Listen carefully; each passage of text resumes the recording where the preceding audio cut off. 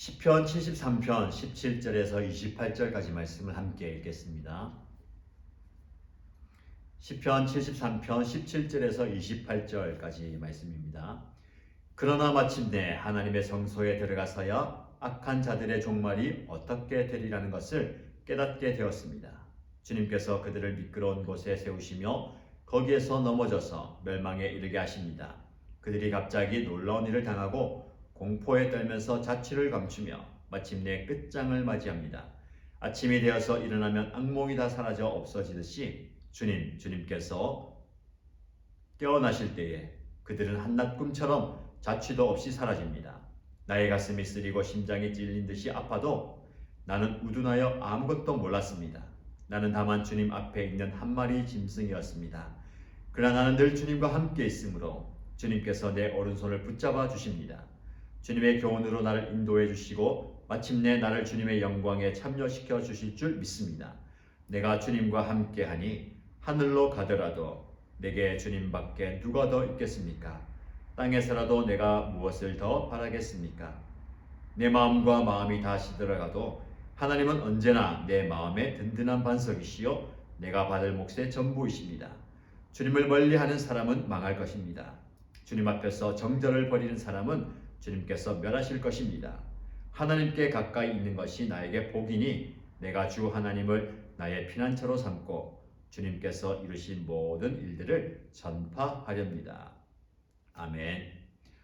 오늘 저와 여러분이 읽은 이 본문의 말씀을 중심으로 주님과 함께라면 이라는 제목으로 하나님의 말씀을 묵상하겠습니다. 어제 우리가 묵상한 바로 시편 73편의 시인은 저와 여러분이 경험하게 되는 인생의 풀기 어려운 문제, 그 문제에 대한 대답을 하나님께 구합니다. 내가 이 얽힌 문제를 풀어보려고 깊이 생각해 보았으며 그것은 내가 풀기에는 너무나 어려운 문제였습니다. 이 시편 기자의 고백처럼 저와 여러분의 인생의 어려운 문제, 정말 풀기 어려운 문제는 우리의 손을 벗어난 것입니다.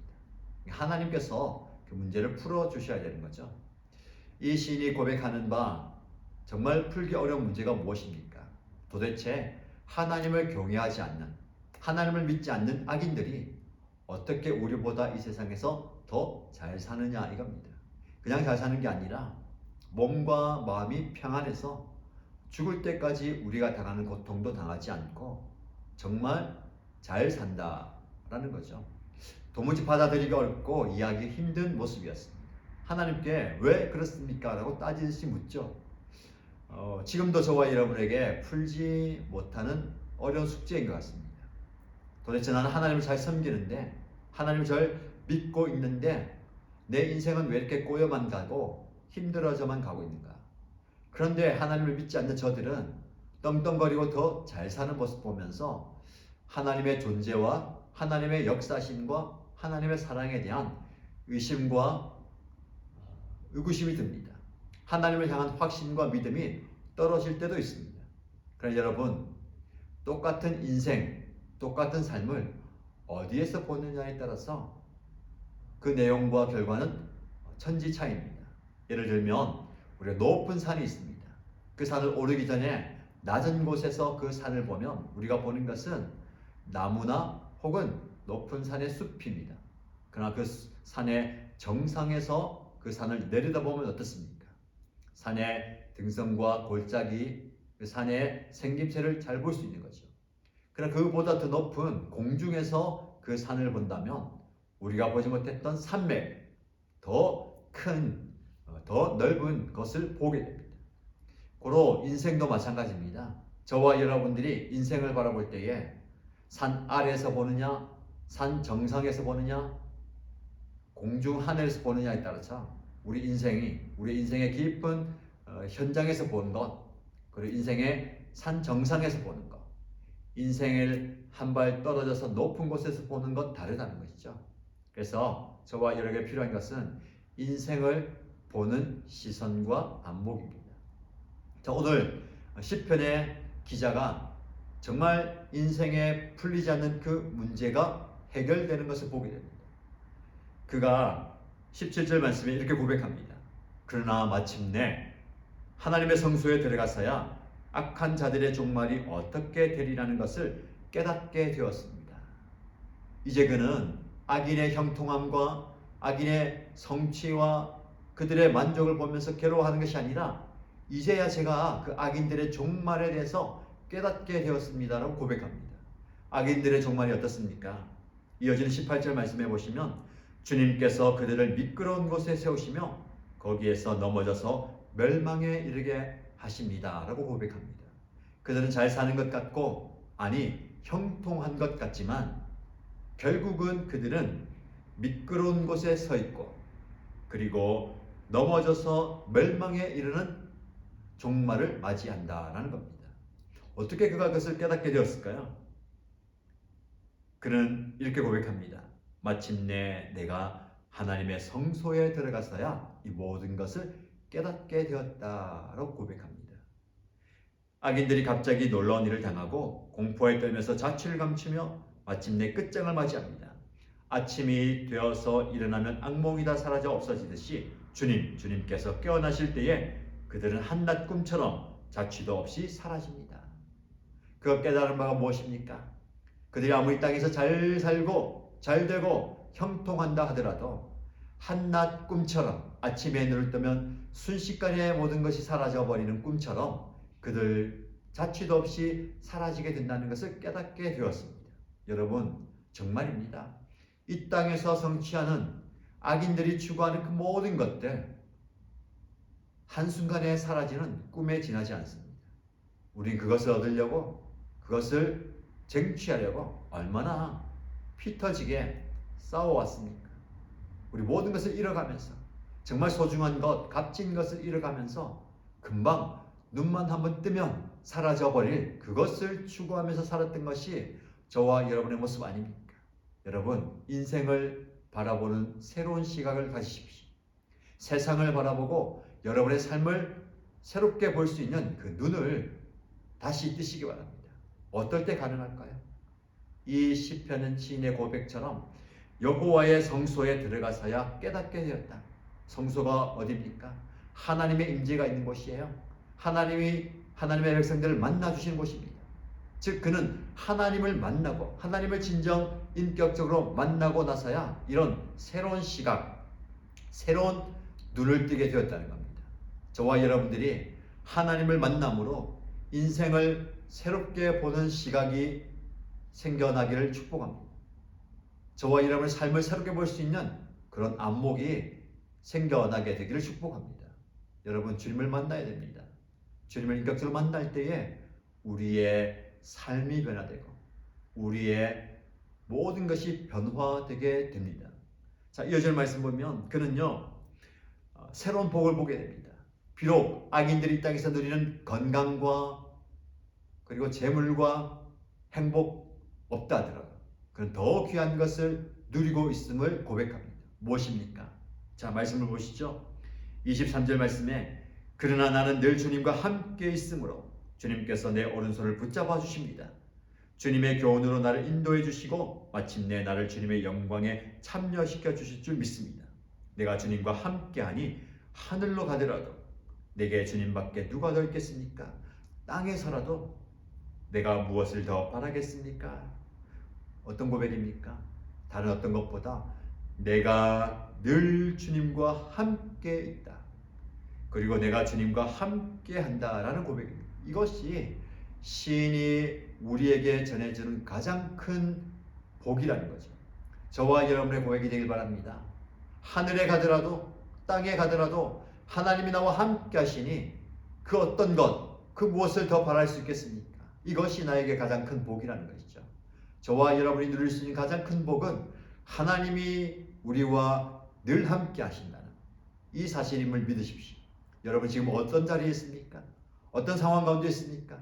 그 상황이 여러분을 짓누르고 고통스럽게 하고 아프게 하십니까? 힘들게 만드십니까? 어렵습니까?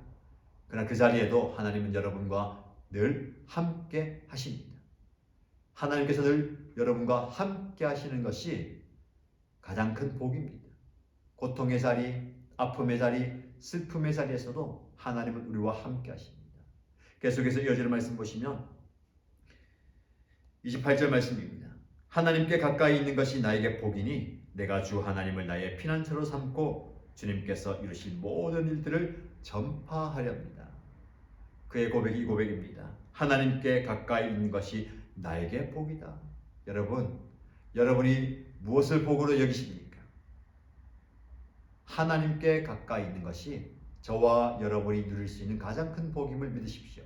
여기서 복은 토브라는 단어입니다. 히브리어 토브는 어제 말씀드린 것처럼 시편 73편을 시작할 때에 마음이 정직하고 마음이 정결한 자에게 하나님이 선을 베푸신다 하셨는데, 하나님이 베푸시는 그 선, 토브입니다.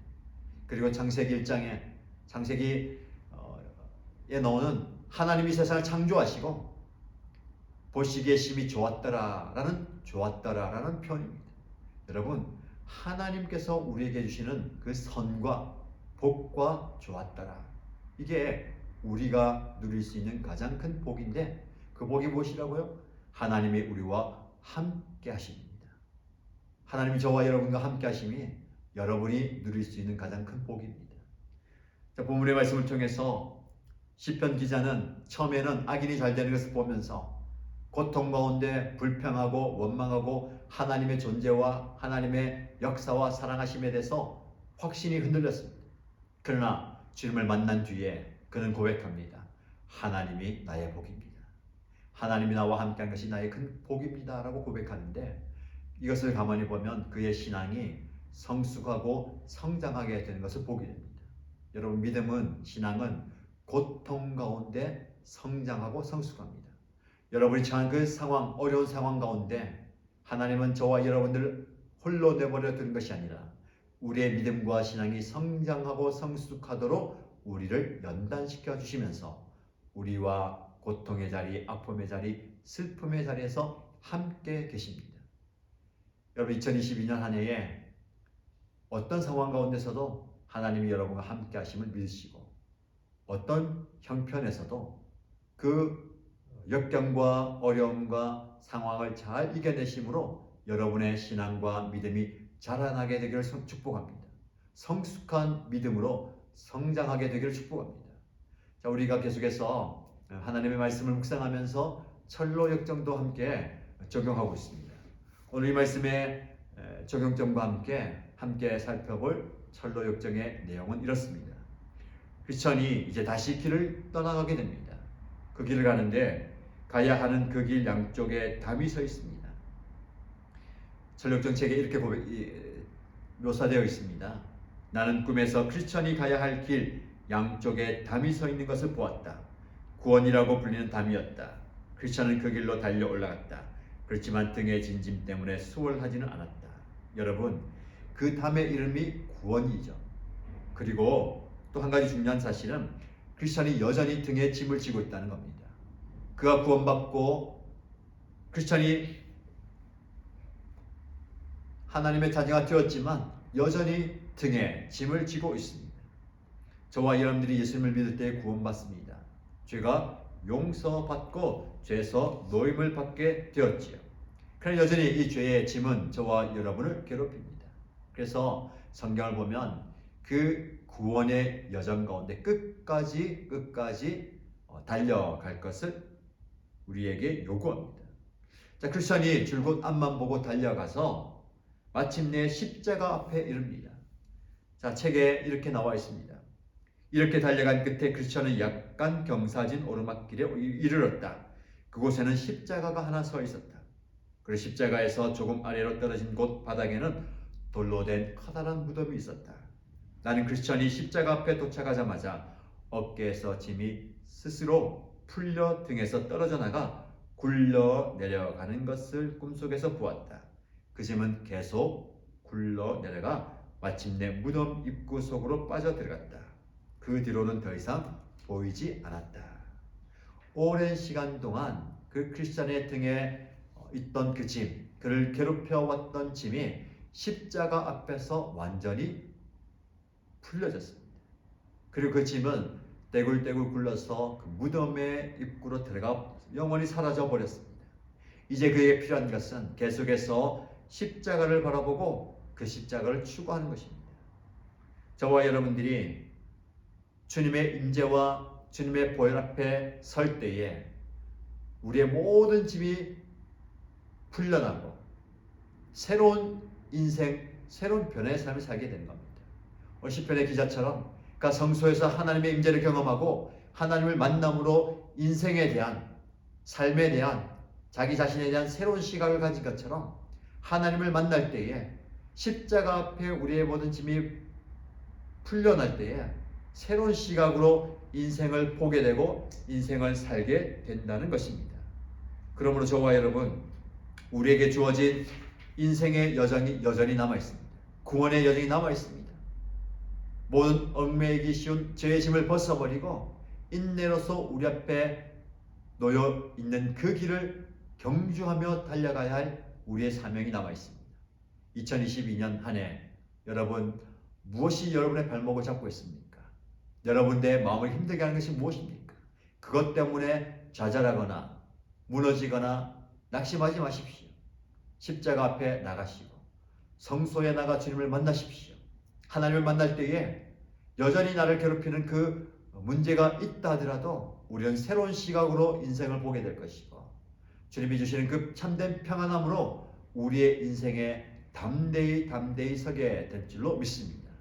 오늘 본문의 말씀처럼 새로운 시각을 가지고 여러분의 삶의 자리에서 하나님이 함께 계심을 믿으십시오. 하나님과 함께 여러분의 인생의 여정을 걸어가십시오. 복된 인생이 될 줄로 믿습니다. 기도하겠습니다. 하나님 아버지 감사합니다.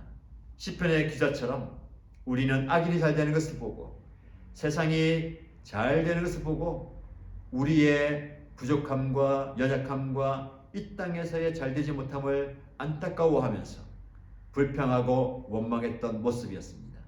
하나님의 존재와 하나님의 역사하심과 하나님의 사랑하심도 확신하지 못하고 흔들릴 때가 많았습니다.